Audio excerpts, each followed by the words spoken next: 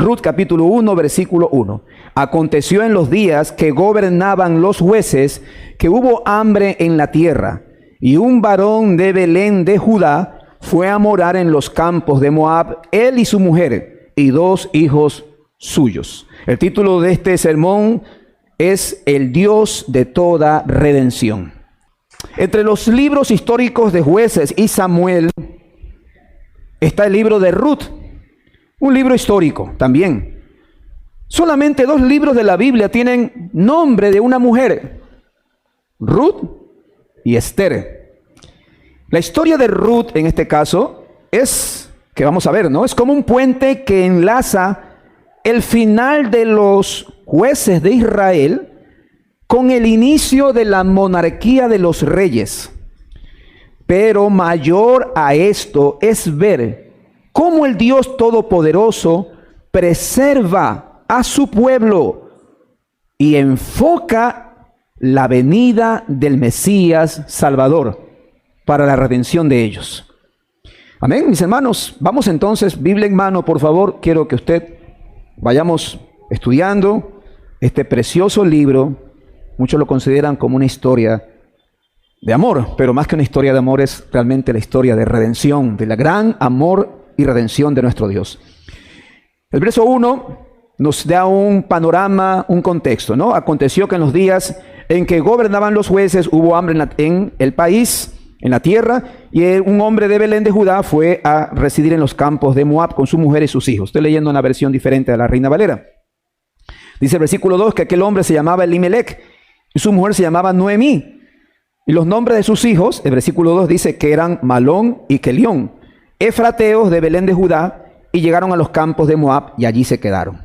Estos primeros 2 versículos nos hablan del tiempo de los jueces, antes de la monarquía de los reyes. Los jueces, toda la nación de Israel era una nación teocrática, gobernada por jueces que Dios mismo levantaba, como Gedeón, como Jefté, Sansón, también era un juez.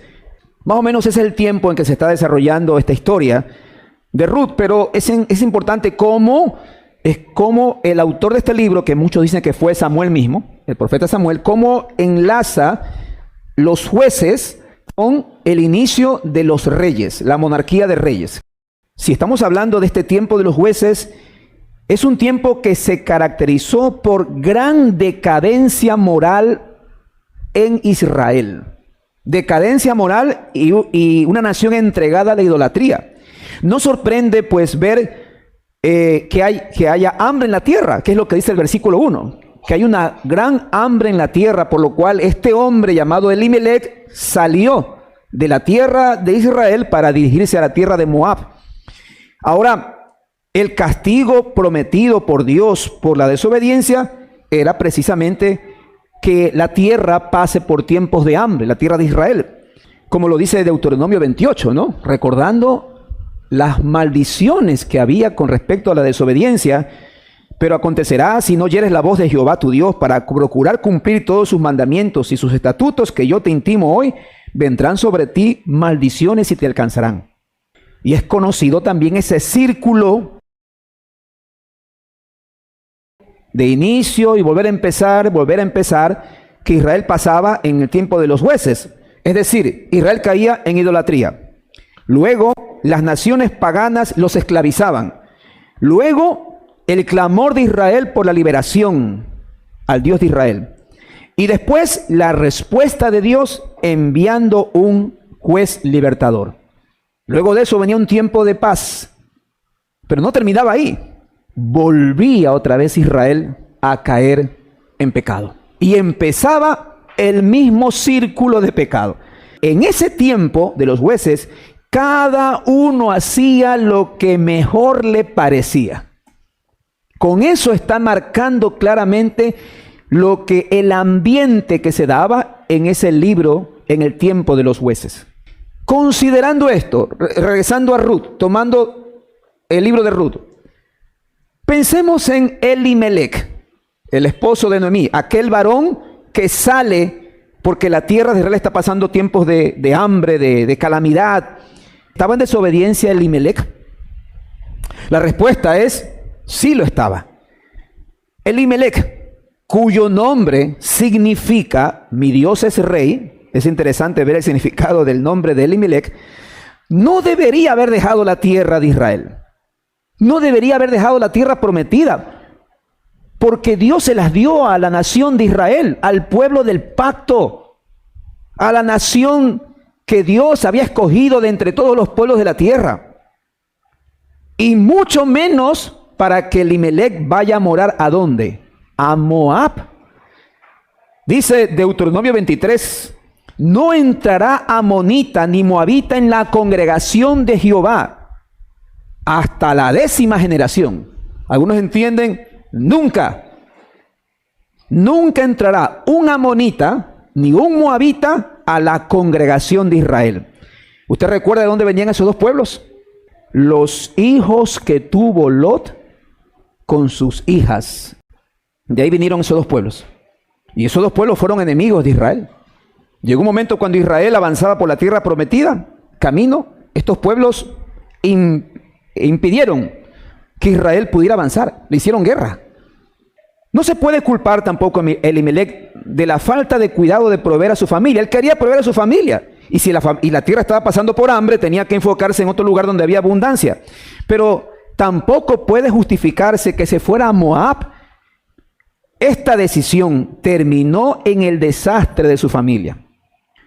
Yo les pregunto en esta mañana, ¿cuántas veces tomamos decisiones que están en contra de la voluntad establecida por Dios? ¿Cuántas veces queremos nosotros permanecer en nuestros propios argumentos? Como bien dice el libro de los jueces, cada uno hacía lo que mejor le parecía. ¿Cuántas veces tomamos decisiones fuera de su voluntad? ¿No sería mejor acercarnos al consejo de la Escritura que determine nuestro obrar y nuestro caminar en la fe? ¿No sería mejor la dirección sabia también de aquellos que Dios llama para dirigir con buen juicio hoy en sus iglesias locales? ¿No establece Dios liderazgo para que podamos tener una apreciación justa en cuanto al liderazgo, en cuanto a dirección en nuestras decisiones? El resultado de la desobediencia es evidente. Mire conmigo el versículo 3 en adelante. Y murió Elimelec, el esposo de Noemí, y quedó ella con sus 2 hijos.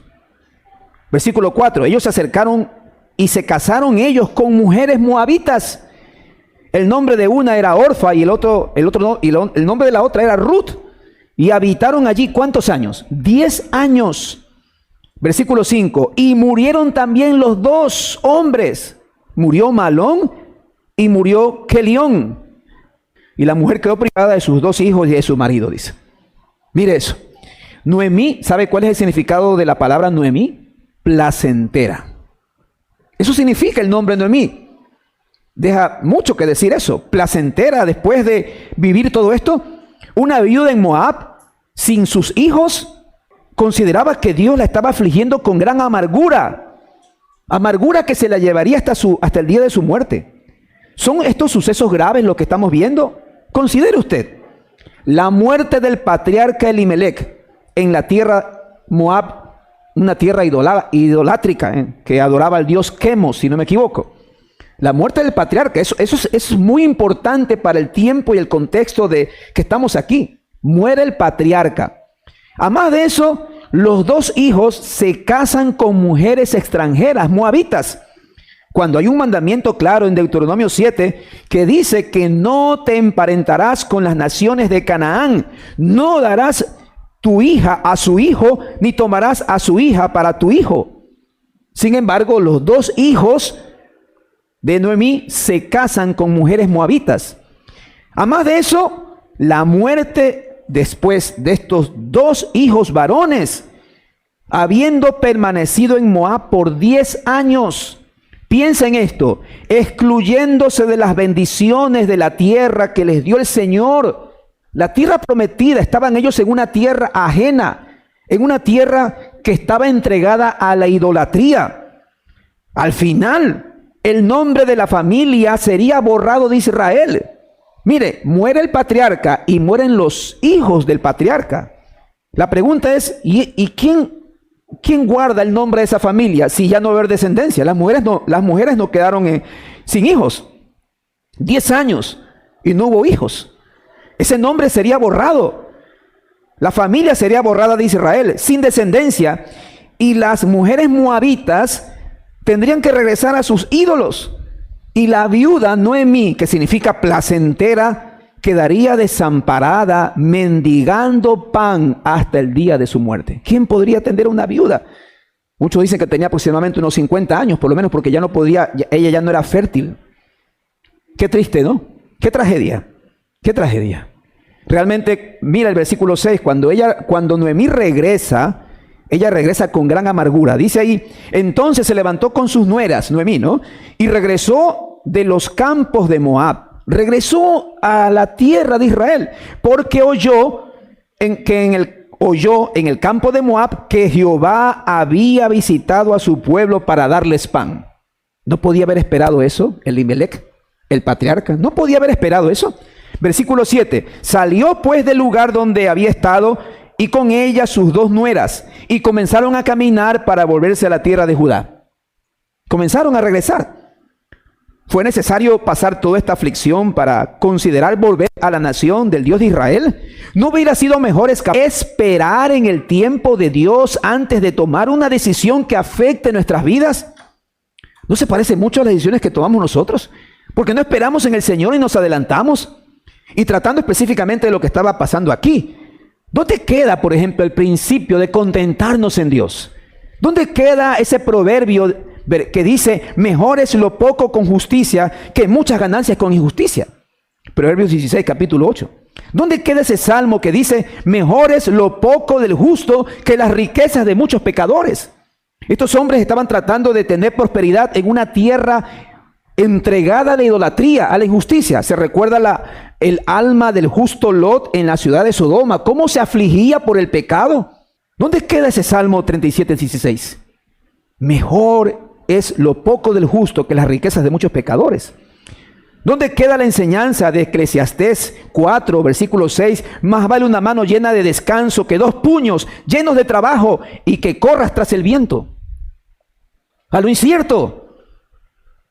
O considerando las palabras del apóstol Pablo, 1 Timoteo 6, 8. Así que, teniendo sustento y abrigo, estemos contentos con esto. O las mismas palabras conocidas por todos, cuando Pablo dice en Filipenses capítulo 4, versículo 11 en adelante, he aprendido a contentarme cualquiera que sea mi situación, sé vivir humildemente y tener abundancia, estoy contento. ¿Por qué no pudieron esperar? ¿Por qué a veces no podemos esperar nosotros? Oigan, esto no está lejos de nuestro contexto que vivimos. Miren lo que está pasando con nuestra nación y qué hace la gente. ¿A dónde se enfocan las personas? Y muchos creyentes, cristianos, se enfocan en cuestiones vanas, fuera de la voluntad del Señor, pensando que esa es la manera en que Dios puede responder a sus vidas. Pero, regresando a Noemí no tiene ninguna esperanza aquí, ni siquiera ni para ella, peor para sus nueras. Mira el verso 8, Ruth 1:8. Y Noemí dijo a sus dos nueras, ¿qué les dijo? Andad, volveos cada una a la casa de su madre. Jehová tenga misericordia como la habéis hecho con los muertos y conmigo. Os conceda Jehová que halléis descanso cada una en casa de su marido. Luego las besó y ellas alzaron su voz y lloraron. Había aquí mucha tristeza, mucho lamento, ¿no? Dice el versículo 10, y ellas dijeron, ciertamente nosotras iremos contigo a tu pueblo. Miren, las dos, ¿qué querían hacer? Estaremos contigo. Versículo 11, y Noemí les respondió, volveos hijas mías, ¿para qué van a estar conmigo? ¿Acaso tengo yo más hijos en el vientre que puedan ser vuestros maridos? Volveos, hijas mías, versículo 12, y váyanse, porque yo ya soy vieja para tener marido, y aunque dijese, tengo esperanza, y esta noche estuviese con marido, y aún diese a luz hijos, ¿ustedes van a esperarlos para que ellos crezcan y sean maduros? ¿Van a esperarlos para que ustedes puedan casarse con ellos? ¿Habíais de quedaros sin casar por amor a ellos? No, hijas mías. ¿Qué mayor amargura tengo ahora, ya que vosotras, pues la mano de Jehová, mire lo que dice Ruth, la mano de Jehová ha salido contra mí? Noemí está en gran amargura. Ella ya su nombre no es placentero, está en amargura. y no puede pensar racionalmente. Aunque ella parece haber sido una persona de fe y piadosa, pero ahora está regresando a sus nueras. Les dice, váyanse a la idolatría de Moab, váyanse a su pueblo. Yo voy a Israel, ustedes váyanse a Moab. Y es interesante, ¿no? ¿Por qué enviar a sus dos nueras a seguir en sus cultos idolátricos y a sus dioses paganos cuando estaban dispuestas a acompañarlas a la nación que conoce al Dios de Israel? Pero Noemí, en verdad, no las iba a forzar. Si ellas las seguían, sería por una elección propia de ellas mismas. Una elección que siempre hace referencia a calcular el costo, como corresponde a quienes hacen una verdadera profesión de fe. ¿Usted recuerda las palabras del Señor? El que quiere ser mi discípulo, cargue su cruz, sígame. O sea, hay un costo alto. Y en cierto sentido, el escritor está mostrando lo que Noemí las estaba enfocando, porque para sus nueras el costo era alto. Sus nueras serían extranjeras en Israel. Encima de eso, moabitas, despreciadas. Y encima de eso, viudas. ¿Estarían ellas dispuestas a vivir con escasez y rechazo de la misma comunidad? Pero es interesante que una de ellas se regresó y la otra, que usted conoce, llamada Ruth, se quedó con su suegra en este tiempo de amargura. Podemos decir que Orfa era la otra nuera, ¿no? Pensó bien el asunto, el costo era muy alto, pero podemos también decir que Ruth pensó mucho mejor. ¿Sabe qué? Porque le dijo, de una manera resumida, que usted lo entiende, te seguiré en las buenas y en las malas. No me separaré de ti. Mira el verso 14. Y ellas alzaron otra vez su voz y lloraron, y Orfa besó a su suegra, mas Ruth se quedó con ella. Y Noemí, versículo 15, dijo, he aquí, tu cuñada se ha vuelto a su pueblo y a sus dioses. Vuelve tú tras ella. ¿No habría sido más piadoso aprovechar esta situación tan emocional y no ponerse para que también venga Orfa? Pero había mucho que considerar, mucho. Y esto recuerda cuando Jesús en una ocasión, la gente emocionada, Señor, queremos seguirte, queremos estar contigo. Y el Señor les dijo, ¿están dispuestos ustedes a estar conmigo? Porque las zorras tienen sus guaridas, las aves del cielo tienen sus nidos, y el Hijo del Hombre no tiene dónde recostar la cabeza, porque el Hijo del Hombre está enfocado en la proclamación del Evangelio. Señor, queremos ir contigo. Jesús le dice, ¿está seguro? Nadie que ponga su mano en el arado, nadie que mira atrás, es apto para el reino de los cielos. Amados hermanos, considerando esto es algo que encontramos muchas veces en las iglesias bíblicas. ¿Sí? ¿En qué sentido? Muchas iglesias o proclaman el evangelio verdadero de arrepentimiento y fe, o se amoldan sencillamente a lo que la gente quiere escuchar y les hace comezón en su oreja. No, ¿para qué vas a hablar de arrepentimiento y fe? Dando a conocer lo que Romanos 1 dice con respecto a la condenación en la que está el hombre, muerto en sus pecados.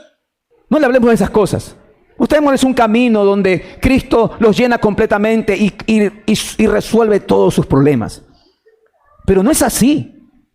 No es así. Lamentablemente muchas iglesias hoy no exponen el evangelio bíblico de arrepentimiento y fe, de aborrecimiento y persecución. Y como resultado muchas iglesias están llenas de falsas conversiones y de cristianos solamente de nombre, nominales. Pero aquí vemos, regresando a estas mujeres, que Ruth estaba dispuesta a asumir ese costo alto. Versículo 16. Respondió Ruth, no me ruegues que te deje. No me ruegues que me aparte de ti, porque a donde quiera que tú fueres, iré yo. Y donde quiera que vivieres, viviré. Tu pueblo será mi pueblo, y tu Dios será mi Dios. Donde tú murieres, moriré yo, y allí seré sepultada. Así me haga Jehová, y aún me añada, que solo la muerte hará separación entre nosotras dos. Versículo 18. Y viendo Noemí que estaba tan resuelta a ir con ella, consideró el costo. Ya no le dijo nada más. Ya no le dijo más. Qué preciosa declaración. Ella, Ruth, escogió el destino junto a Noemí, su suegra, su morada, su pueblo, incluso su Dios. Incluso su Dios, tu Dios será mi Dios. Y también el lugar de su sepultura, de su muerte. Y este testimonio se constituye en una evidencia muy clara de la conversión de Ruth. ¿Cómo dejó el culto a los ídolos, al dios Quemos falso, para volverse al culto del Dios de Israel? Tu Dios será mi Dios. Ruth estaba incluso dispuesta a perder su propia vida. Yo ahí, si he de morir, ahí voy a morir. Y esto habla bien, hermanos, de esas hermosas palabras del Señor, donde el Señor dice a las multitudes en Mateo 16, porque todo aquel que quiera salvar su vida la perderá, y todo el que pierda su vida por causa de mí la hallará. ¿Entiendes eso? ¿Puedes ver eso? No importa, tu pueblo será mi pueblo, tu Dios será mi Dios, y si tengo que morir allí, moriré. Es una gran respuesta de esta mujer, hermanos. No solo la lealtad a Noemí, sino el hecho de aceptar que sea ahora el Dios de Israel su propio Dios personal. Cuando estas dos mujeres regresaron, toda la ciudad se conmovió. Se conmovió, versículo 19. Dice ahí, anduvieron pues ellas dos hasta que llegaron a Belén. Y aconteció que habiendo entrado a la ciudad de Belén, toda la ciudad se conmovió por causa de ellas. Y decían, ¿no es esta Noemí?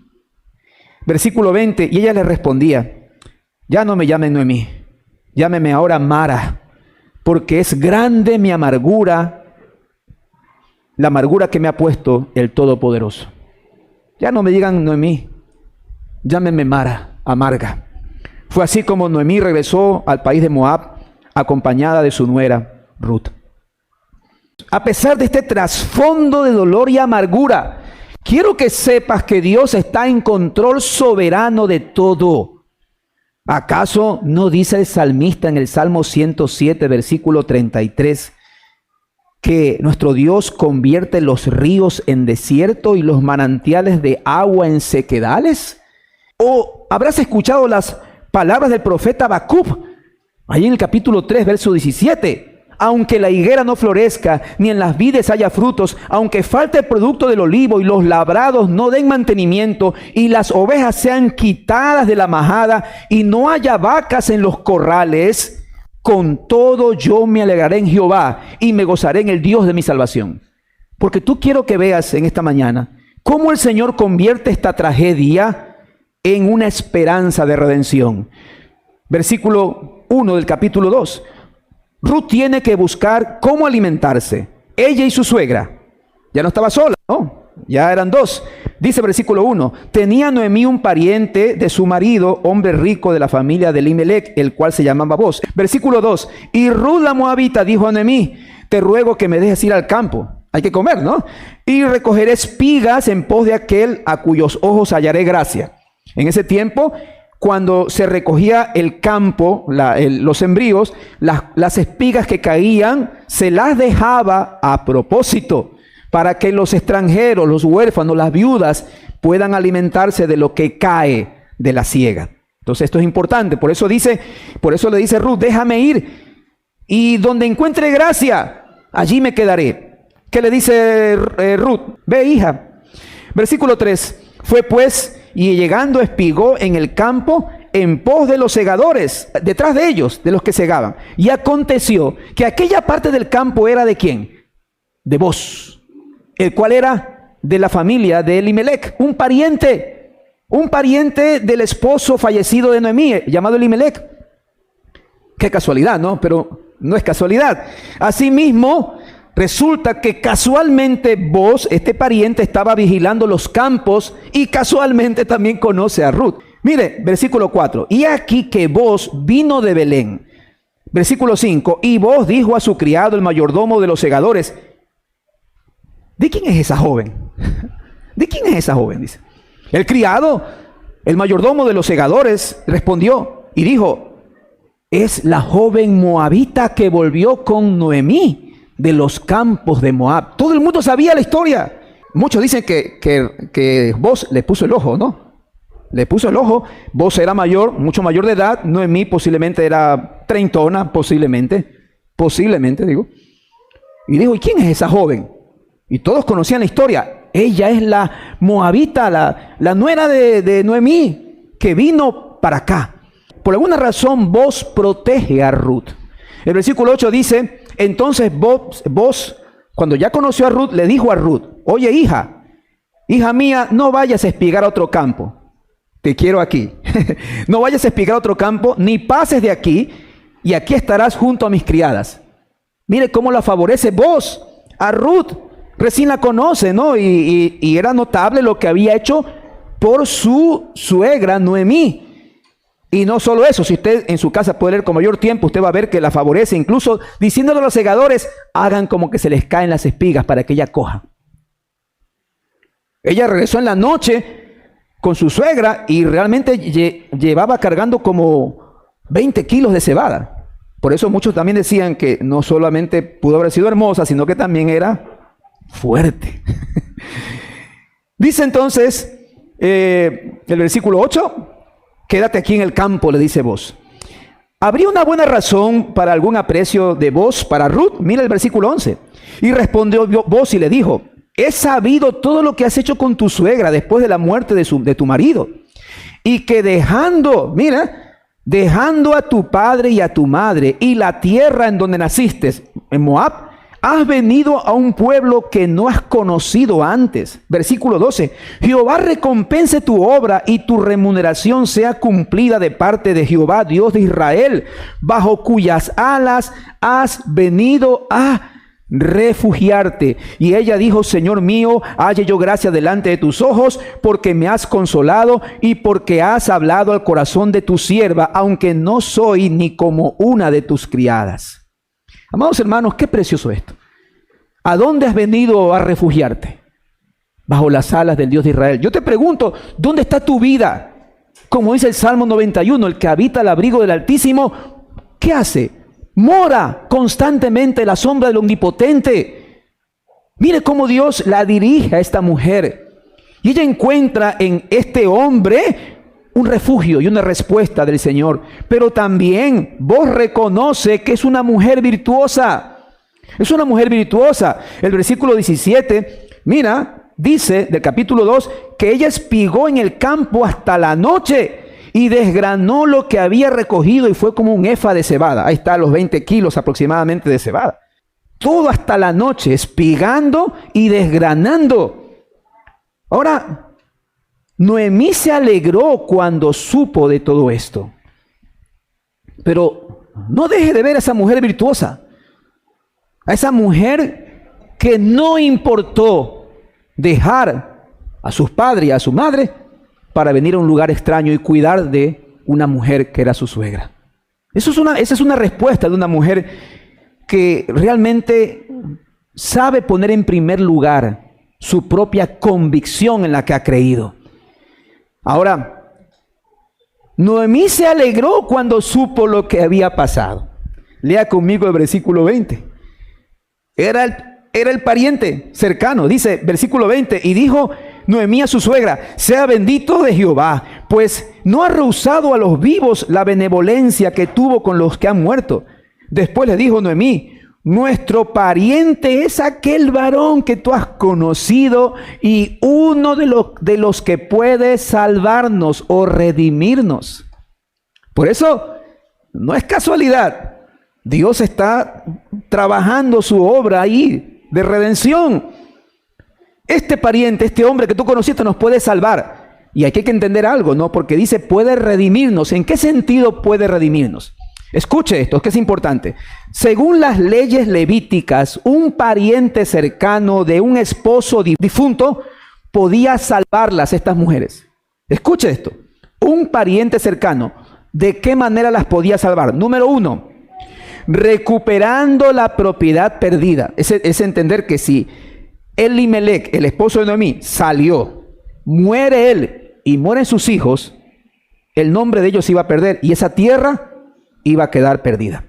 Entonces las leyes levíticas tenían esa opción de poder recuperar la propiedad perdida, porque Dios es claro con Israel, la tierra es mía, tú la estás administrando, y ese es un principio claro también para nosotros.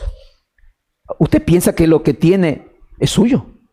No, yo doy mis diezmos y mis ofrendas a la iglesia, esta es mi parte. No, mis hermanos, todo le pertenece a nuestro Dios. Todo le pertenece a nuestro Señor. Usted es un administrador nomás. Así que vemos aquí cómo podía redimirlas. ¿Cómo podía salvarlas?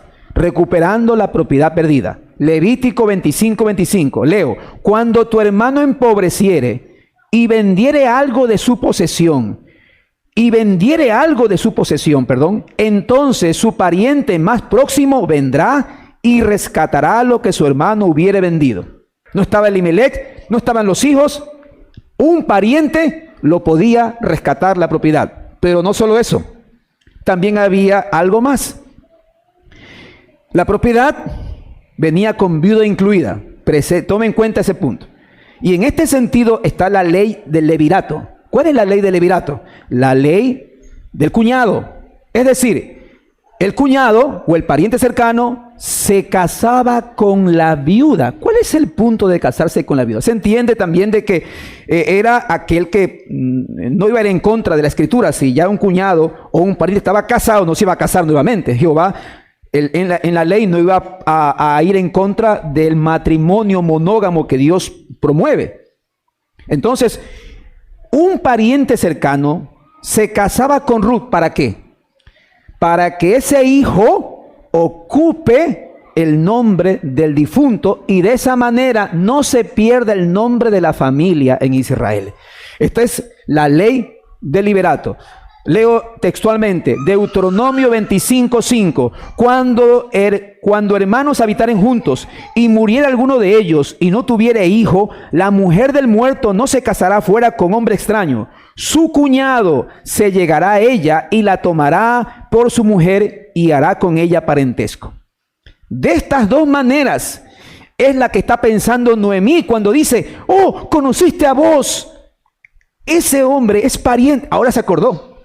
Ahora ella, ya con más tranquilidad, ¿no? Cuando ella venía en amargura. Ahora se acordó de que había un pariente cercano. Sí, él nos puede redimir. Él nos puede salvar. Él puede perpetuar el nombre de Elimelech para que no quede olvidado. Y ahí resurge esperanza en medio de la tragedia. Por eso, hermanos, cuando leemos la palabra del Señor, ¿cómo podemos nosotros dudar de la soberanía de Dios? Y algo más precioso en esta historia, que lo vamos a ver al final, hermanos. Definitivamente, recuerda las palabras, por favor, que hay para nosotros su pueblo que confía en la providencia del Señor, que confía en los propósitos trazados por Dios. Romanos 8:28. Sabemos que los que aman a Dios, todas las cosas les ayudan a bien. Esto es, a los que conforme a su propósito son llamados.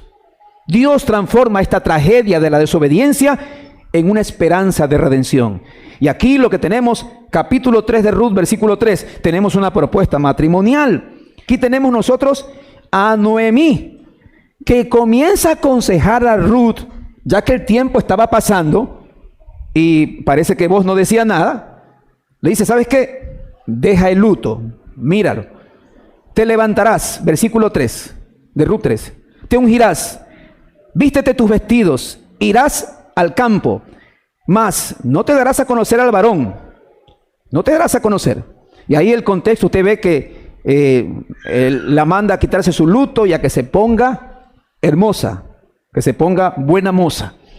Vas a ir al campo y espera que vos termine de comer. Versículo 4. Y cuando él se acueste, notarás el lugar donde se acuesta. Y mira eso: irás y descubrirás sus pies y te acostarás a sus pies y él te dirá lo que hayas de hacer. Ruth dijo: haré todo lo que tú me mandes. Prácticamente le está diciendo: mira, cuando veas a vos que se vaya a dormir, te acercarás y descubrirás sus pies. Se entiende que es como nosotros, ¿no? Que cuando nos acostamos nos cubrimos por el frío. Descubrirás sus pies y te pondrás a los pies de vos y te quedarás allí. Aquí no hay contacto, no hay intimidad sexual. Por si acaso, a veces muchos piensan eso, ¿no? ¿Cómo puede dar Noemí ese tipo de consejo a Ruth? Prácticamente estar ahí. Eso tenía una implicación clara.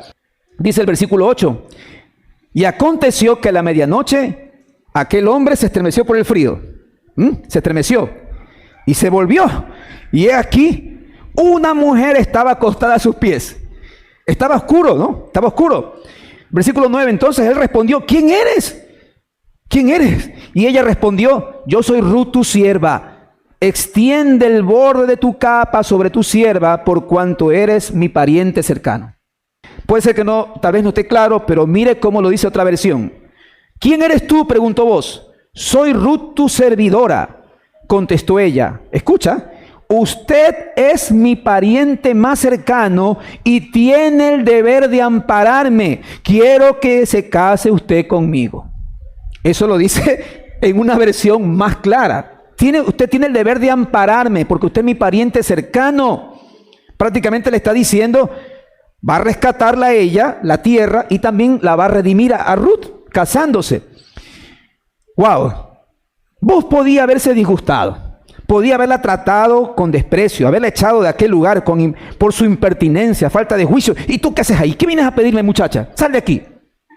Ella podía haber recibido eso, pero vos eras un hombre justo y conocía, no olvide esto, lo virtuosa que era Ruth. Mira el versículo 10 de Ruth 3.